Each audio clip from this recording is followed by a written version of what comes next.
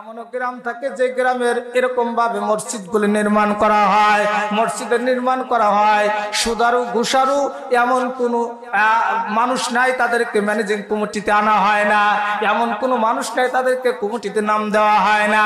টাকা থাকলেই যে ম্যানেজিং কমিটিতে নাম পাবে এরকম কিছু না। আল্লাহ রাব্বুল আলামিন কোরআনে কারিমের ভিতরে বলেন, যারা মসজিদকে আবাদ করবে তাদের 5টা গুণ থাকতে হবে। প্রাণের বাইরে আমার বন্ধুগণ, আমার একটু খেয়াল করে শোনার চেষ্টা করি। 5টা গুণের মধ্যে 1 নাম্বার গুণ, ইন্নামা ইয়া'মুরু মাসাজিদাল্লাহি মান আমানা বিল্লাহি ওয়াল ইয়াউমিল আখির ওয়া আকামাস সালাতা ওয়া আতাজ যাকাতা ওয়া লাম ইয়াখশা ইল্লাল্লাহ।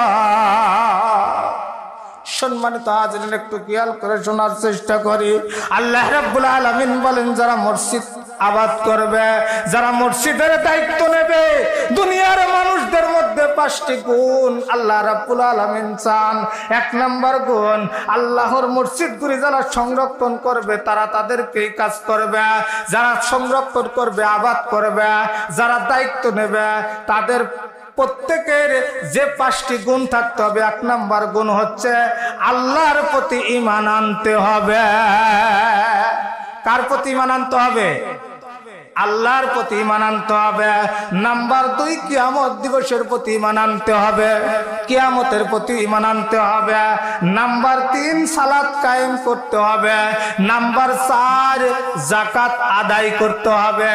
নাম্বার 5, অবশ্যই সে আল্লাহ ছাড়া পৃথিবীর কাউকে ভয় করে না। ও আমার দুস্থ বুজুর্গ, একটু খেয়াল করে শুনে, আল্লাহ রাব্বুল আলামিন এই মসজিদের উসিলায় পৃথিবীর মধ্যে মসজিদ মানুষের জন্য সুপারিশ করবে।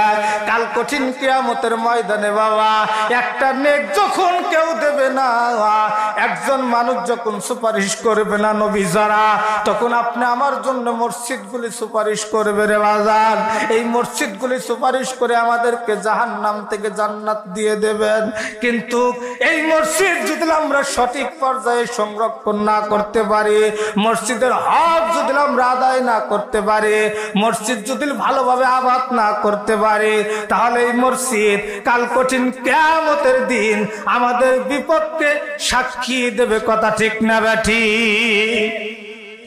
সম্মানিত হাজিরিন, এই জন্য যতগুলি গ্রাম আছে, আমার নিজ গ্রাম থেকে শুরু করে প্রত্যেকটি গ্রামে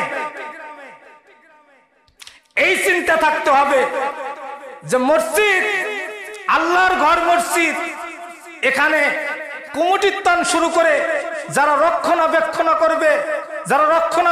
করবে, যারা দায়িত্ব নেবে, যারা আবাদ করবে, তাদেরকে এই 5টা গুণের অধিকারী হতে হবে।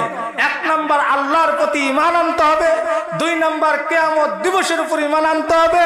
3 নাম্বার সালাত কায়েম করতে হবে। 4 নাম্বার যাকাত আদায় করতে হবে।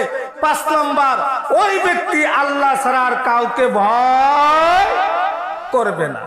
এই 5টা গুণ তাফসীর করলে তো মেলা।